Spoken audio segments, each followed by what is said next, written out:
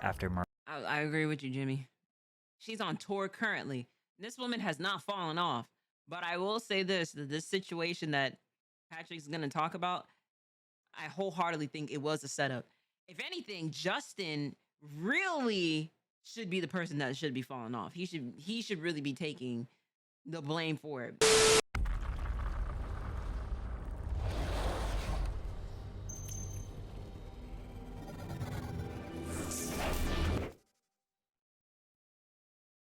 Without further ado, let's go ahead and let's get into this next topic, especially since it is we were talking about with Blueface and the people is who have ruined their careers.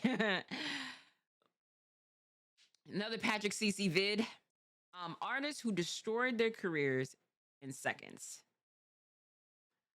Blueface should be in this damn video as well, but hey, listen, we're about to find out, okay? Hey, shadow on the back. Meow. He's so cute. But all right, y'all. So you saw this? But without further ado, let's go ahead. Let's start this video up. How artists who destroyed their careers within seconds. Let's get into this damn video, y'all. Let's do it. These artists' careers were never the same after one incident. Listen, I'm gonna say this right now. With this situation with Janet Jackson, that was not her fucking fault. That was Justin Timberlake's fault. And he should be publicly trying to apologize to this woman. I know it is that Miss Jackson definitely said, you know, please don't go after go after him. This isn't this. But all due respect, Janet, I love you dearly, but he needs to go ahead and pay for what it is that he's done. That's just me. Whether it was from their own terrible decisions or a minor misstep that got blown out of proportion. Today we are going to discuss them all, starting with Macklemore, who leaked a text message that made everyone question what they thought they knew about him. In 2012 and 2013, you could not go anywhere without hearing the song Thrift Shop, far from your typical rap song. Bro, when I tell you I hate this song, and I don't say that this to disparage him, but the reason to why I feel this way is because the radio station played this like 2 times within a 30-minute span. So in altogether, it's like 4 times within an hour you're hearing Thrift Shop. And I got so desensitized from hearing the song so much. It was cool, but I just like, you know, it's like Blurred Lines. I love Blurred Lines, but I can't listen to it anymore. I just can't. Like a couple other like debut Adele songs. I love Adele, like I do, but I had a manager.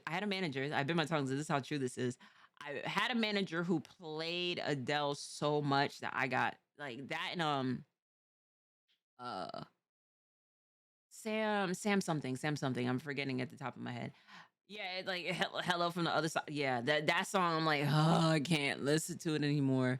But you know, falling in the deep. I love that song. Rumor has it. I love that song as well. But yeah, Sam Smith. Thank you. I can't listen to Sam Smith. I just can't. And I hope it is nobody tries to be like, let's just stone her because I can't listen to it anymore. I can't. I can't.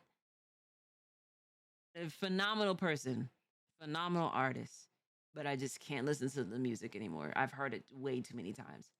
Song, Macklemore flexed $20 and had suburban moms dancing to his funky saxophone. This song spent 6 weeks at #1 on the Billboard Hot 100. Mac had one-hit wonder written all over him. He carried the most stereotypical white rapper image that is perceived as corny by hip-hop culture, but he proved everyone wrong with his second hit, Can't Hold Us, which spent 5 weeks at the #1 spot. This track was definitely more of a standard pop track, but 2 Billboard #1s in his first year as a mainstream artist stamped that he was a force to be reckoned with.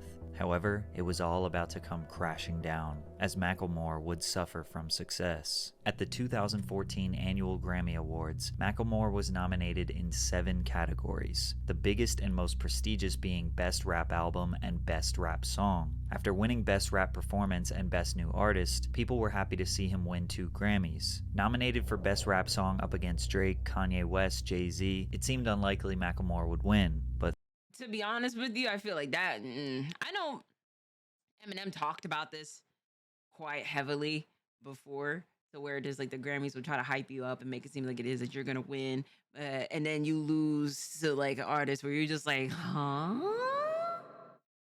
But I mean, running up against with all of these. Come on, come on, come on. I'm glad that he got a Grammy. Absolutely. But come on, with these songs, eh, you squeaked away. You really squeaked away. But hey, listen.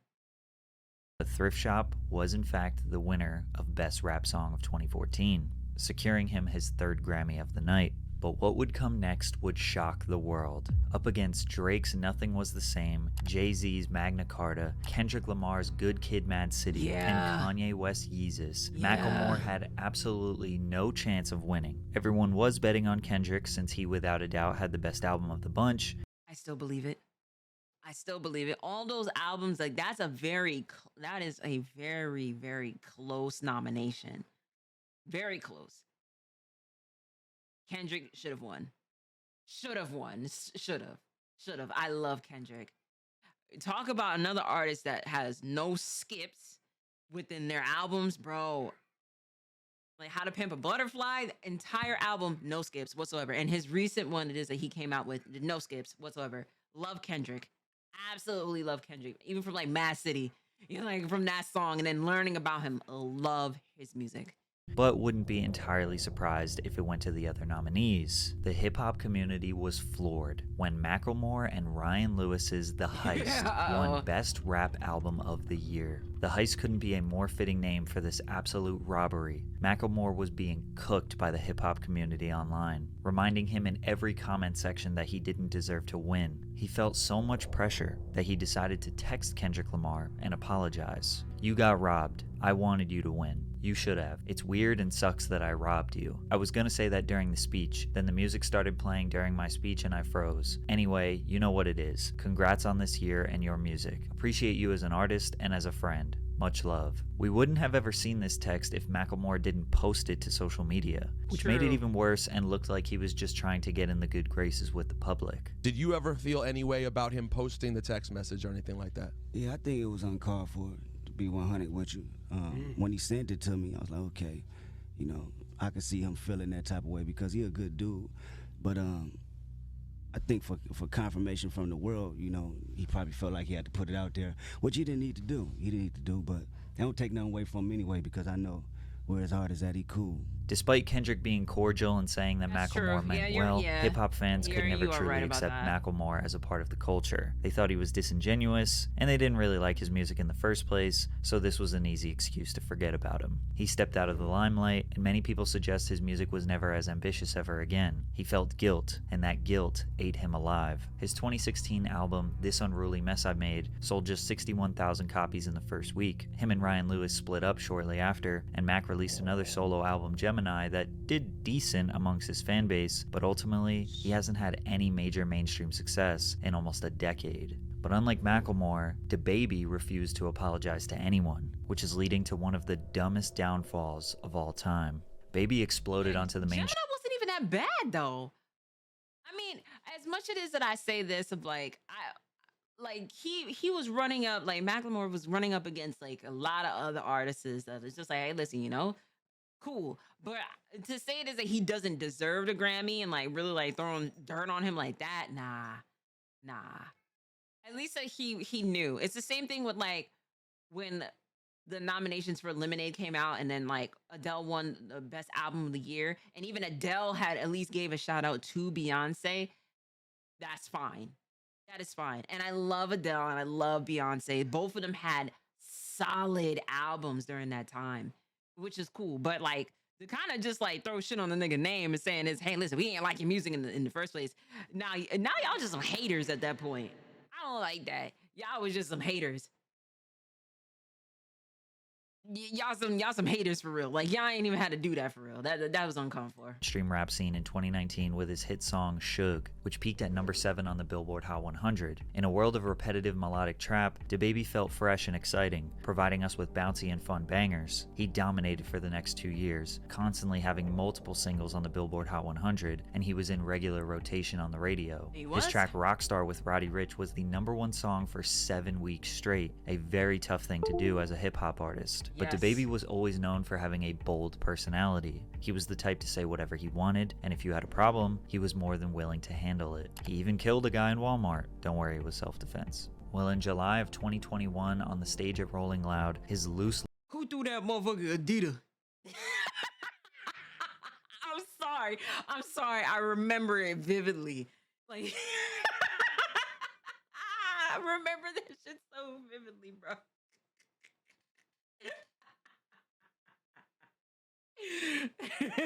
Flips got him in major trouble.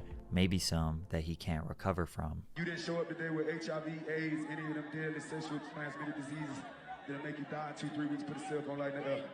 Lady, if your pussy smell like water, put a cell phone light in the air. Fellas, lights up. Fellas, if you ain't sucking nigga in the parking lot, put your cell phone lights in the air. Completely unprovoked and for no reason at all, DaBaby was thinking about gay men and what they do in their free time while he was on stage performing. He referred to people with AIDS as dirty and will likely die soon from the illness. Both statements are categorically and factually untrue. The clip was shared onto the internet and sent millions of people into an uproar. DaBaby addressed this on his Instagram and clarified his message. I wasn't going on no rant. That's called a call to action. That's what that's called, because I'm a live performer. I'm the best live performer. I'm the live show killer. You interact with your fans. You get what I'm saying? Look, all the lights went up gay straight. You want to know why?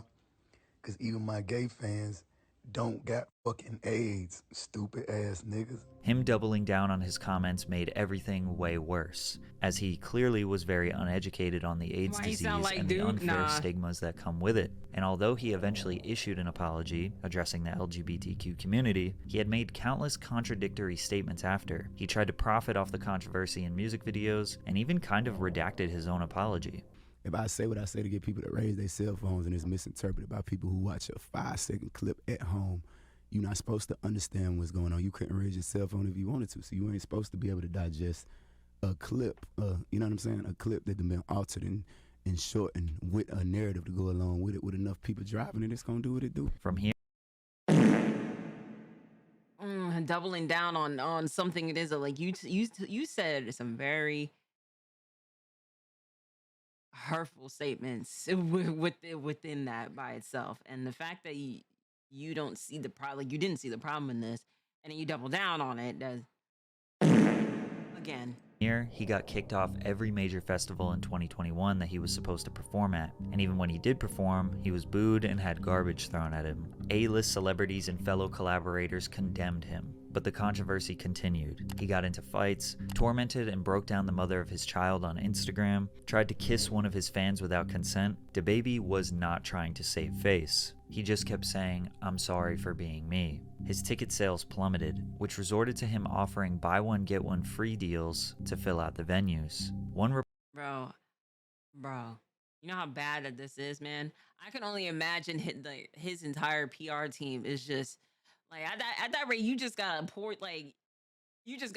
the alcohol just by itself, just straight shots, just straight shots back to back to back from the stuff it is that he just would be doing. It's just like, here go Kirk again. Here he go again. It's like, can somebody just shut him up, please? Like, damn, I worked overtime just for this nigga to fuck up. Like, how did we get here? You know what I'm saying? I don't need a level of stress. Report alleged that he only sold 500 tickets to a venue that holds 14,000 people, and he claims to have lost $30 million because of the controversy. Like what were the L's? A week or two after, $30 million that I would have had before the ball dropped 2021. So this happened rolling out July. I had $30 million worth of shows on the schedule before December 31st. All he had to say was, "Put your hands in the air if you just don't care," and all of this could have been avoided. But if you think what DaBaby said was bad, you'll be horrified by what CeeLo Green said in a series of questionable tweets. If you don't remember the name CeeLo Green or his previous duo Gnarls Barkley, you definitely remember his two most iconic songs, Crazy and Forget You. Crazy peaked at number 2 on the Billboard Hot 100 and spent 29 weeks on the chart. Crazy is still fire. It's still a W. It's still a W album or a W album song. It's still a W song. Crazy was fire when it came out, like early 2000s. Well, I'd say mid 2000s, 2006. So it was in mid 2000s. But I'm curious. I don't know what CeeLo said. So now I'm really curious. Forget You, which he released solo 4 years later, also went number 2 on the Hot 100 after spending almost a full year on the charts. CeeLo had a very unique voice and was undeniably talented. He pretty much only gave us 2 hits, but was an ever-present pop culture figure throughout the early 2010s. Whether he was hosting an award show, his own reality show, voice acting, or being a judge on The Voice, CeeLo was loved and appreciated, until some shocking allegations arose. CeeLo was accused by a 33-year-old woman he dined with at a downtown Los Angeles sushi restaurant of placing ecstasy, also known as MDMA or Molly, in her drink. The woman later told Los Angeles police detectives she woke up naked in bed in her hotel room with Green. CeeLo allegedly admitted to law enforcement that he took ecstasy, but denied drugging the woman's drink or committing sexual assault. CeeLo's sexual assault charges were dropped after prosecutors concluded there wasn't enough evidence to take that accusation to court, but he was found guilty on drug charges, which landed him 3 years probation. But it wasn't the nature of the charges that ruined his career, it's what he said on Twitter after the case. After being criticized by people in public tweets, he decided to respond. "Women who have really been R-worded, remember, but point taken. So if I tried but did not succeed, but the person said I did, then what really happened? When someone breaks in a home, there is broken glass. Where is your plausible proof anyone was R-worded? If someone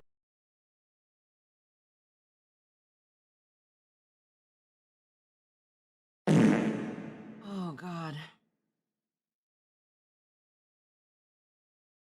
Oh God. Oh God. Oh God. Oh God. Oh God. Oh God.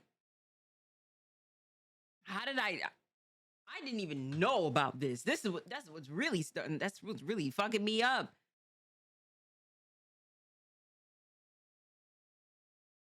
Please lock him up. He gotta go. He gotta go. He gotta go. There's no way, gang. There's no way. Wow. Lock him up, please. passed out, they're not even with you consciously, so with implies consent. It's hard to see what point he was trying to make here, but the blogs were not holding back. CeeLo, it's not rape if you forget. CeeLo Green, it isn't rape if the victim is unconscious. After these tweets, his reputation was destroyed. He lost all of his live performance bookings, he quit The Voice to avoid being fired, his TV show was canceled, and he basically disappeared from the pop culture zeitgeist, pretty much surviving off royalties and small film roles here and there. But I guess him and I are friends now? Yo, Pat, what's up, man? I'm assuming that your friends call you Pat. My friends do call me Pat, so... And I consider myself to be one of your friends. The next person on our list lost her career from something that was totally out of her control. In fact, it may have even been a setup. Janet Jackson is a woman who needs no introduction. She is the youngest of the 9 iconic Jackson family siblings. Although she was not a part of the original Jackson 5, she would go on to have a massive solo music career. Jackson signed the first of 2 record-breaking multi-million-dollar contracts with Virgin Records, establishing her as one of the highest-paid artists in the industry. She was named by Billboard magazine in the 90s as the second most successful recording artist of the decade in the United States after Mariah. I agree with you, Jimmy. She's on tour currently. This woman has not fallen off. But I will say this, that this situation that Patrick's going to talk about, I wholeheartedly think it was a setup. If anything, Justin really should be the person that should be falling off. He should really be taking the blame for it. He's the reason to why it is that the Super Bowl has changed their entire thing of like performances and everything like that because of what it is that he did to her. I noticed that he has tried multiple times to reach out to Janet's team to try to talk and, and everything like that. But you deserve that. Mariah Carey. Over 100 million records sold, 10 Billboard #1 songs, 27 top 10 hits. She is easily the most successful artist on this list, which is why her downfall is even more tragic. The Super Bowl in America is always the most watched televised program every year, with an average of around 100 million people watching the game. The halftime show has historically been a major milestone in an artist's career, as it is the biggest stage they will likely ever be on. In 2004, Janet Jackson was asked to do the show, but not by herself, which was surprising since she easily had enough hits to do a full set. Instead, she only got to perform 2 of her songs. The other time was filled out by Justin Timberlake, Diddy, Nelly, Kid Rock, and Jessica Simpson. The very last song of the performance was Justin's hit song, Rock Your Body, in which Janet assisted him. The two met at the center of the stage to pose for the grand finale. Justin reaches across Janet's body and pulls off the chest piece of her costume, exposing her breast to 90 million people. The wardrobe malfunction is considered the biggest controversy in televised history. This incident was actually the inspiration for YouTube because of the difficulty finding footage to rewatch online. Now, to some degree, this was planned. Justin's intention was to pull the leather piece off her chest and expose the red underneath, but he ripped too much. In the split second the camera was on Janet, you can see her look down in shock. She tried to cover herself while Timberlake stood holding the ripped pieces of her costume and bra. The FCC received more than 500,000. From what it is that I was told, is that he was warned. I know this is they rehearsed this, but he was warned before the performance to do not pull the piece off, and he still did it anyway. So, more of a reason to why it is that he deserves this. Because how do you sit there and do that? And then poor Janet had to take the repercussions of all of this stuff, along with dropping Demita Joe, which is her middle name. Stop. Shadow in the background. And it's like, bro, like that's not fair to her. That's not. And the people sit there and say like, oh, the album flopped because of what happened. This is and this. It's like, bro, but that wasn't even her fault. It wasn't even within her control. That is something that's Justin's fault. So he really should be taking the responsibility for this.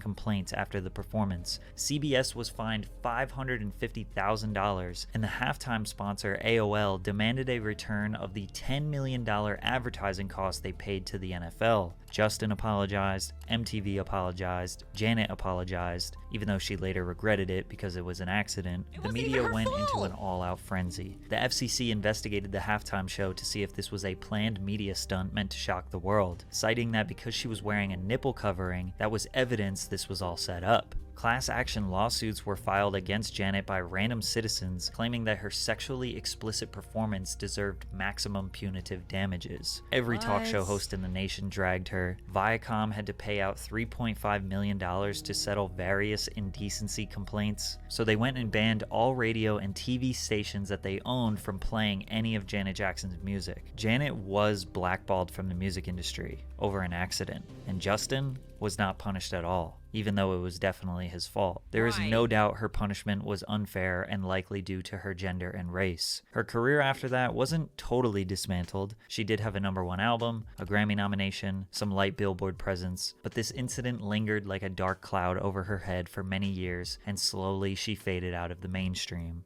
I am one of those women who have been gagged, both literally and emotionally, women who have been abused, women who have been intimidated, women who have lived in fear. I stand with you. You are my sisters. However, today, most people can all agree that this was just an overreaction, and she is still highly regarded as one of the most iconic pop stars of all time. And is currently on tour. Overreacting to small mistakes seemed to be common in the early 2000s because this next artist's career was destroyed by something so small, it's almost unbelievable. Ashley Simpson was the younger sister of the already famous pop star Jessica Simpson, who was a multi-platinum Billboard charting recording artist. She also had her own MTV show. Newlyweds, Nick and Jessica was one of the most popular programs on the network. MTV wanted to capitalize on the Simpson sisters' newfound fame and gave Ashley her own series called The Ashley Simpson Show. The series ran for 2 seasons and aired every week on MTV directly after Jessica's show. Viewers who were invested in Jess were introduced to Ashley immediately after. Ashley was desperate to not live in the shadows of her sister. She dyed her naturally blonde hair brown and built a pop-punk image to complement her pop-rock music. Her album's lead single, Pieces of Me, became an instant hit in the United States. It was fire. The song peaked at number 5 on the US Billboard Hot 100 and sold over 500,000 copies nationwide. Ashley's debut album was released soon after, with an estimated 398,000 Yes, Gothic. copies sold in its first week. Worldwide, the album sold more than 5 million copies. She had a bigger debut than her sister, but her career ended just before it took off. Saturday Night Live, 2004. Ashley Simpson was set to perform her single Pieces of Me when this happened. On a Monday, I am waiting. Tuesday, I am fading.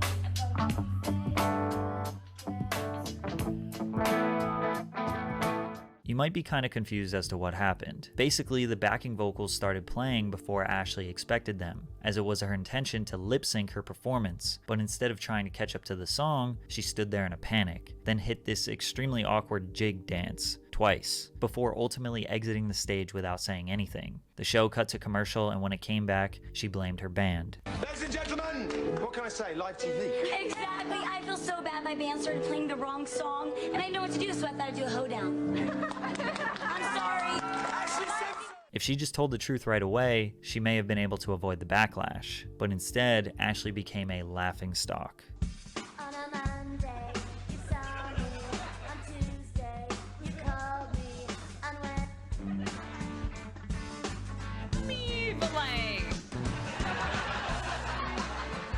I feel like this isn't her fault. It's unfortunate, but like, damn. Like that, this kind of crazy. Like, sheesh.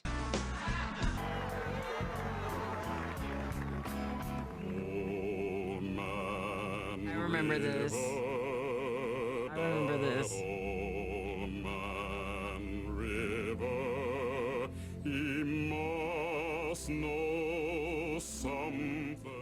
Even news anchors poked fun at her. Sister's performance on Saturday Night Live was, well, out of sync, you could say.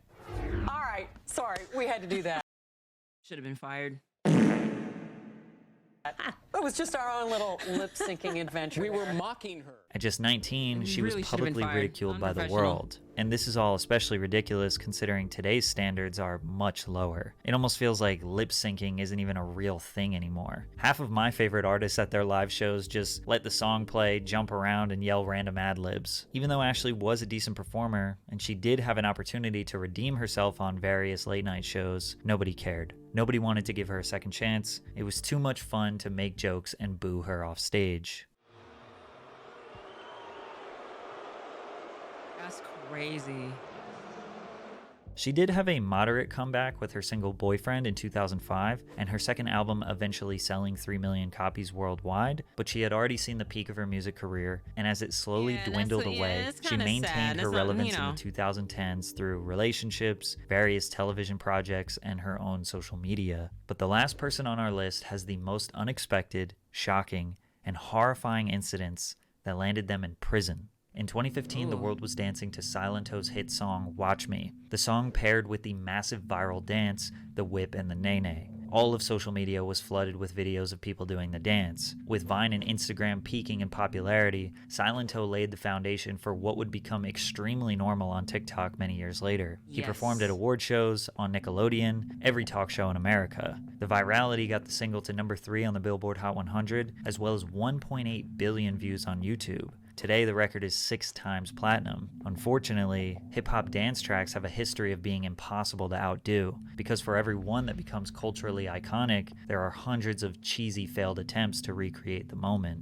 Silent Hill waited 3 years to drop his album fresh out of high school, which failed to generate any buzz, and his second album went almost totally unnoticed. But before you could fully count him out, he made a decision that officially ended his career. Oh, no. On January 21st, 2021, the 23-year-old rapper was arrested for the murder of his cousin, 34-year-old Frederick Rooks, after a shooting in DeKalb County, Georgia. Police said officers found Rooks suffering from multiple gunshot wounds at a home off of Deep Shoals Circle. He was pronounced dead at the scene. Investigators did not have a suspect at the time. Responding officers were able to obtain video from the security cameras of multiple residents and later identified Hawk, or Silento, as the gunman. Silento was arrested February 1st, 2021, and then later indicted by a Georgia grand jury was on recent. 4 felonies: 1 count of malice murder, 1 count of felony murder, aggravated assault, and gun possession during the commission of a felony. As of now, the court has deemed Silento unfit for the safety of the public and will remain incarcerated until further trial. Since the trial has not started yet, we don't know how he did it, we don't know why he did it, and we don't know how long he might be in jail. But we do know is that his career is officially over. Damn, that's unfortunate as hell, man. Ow.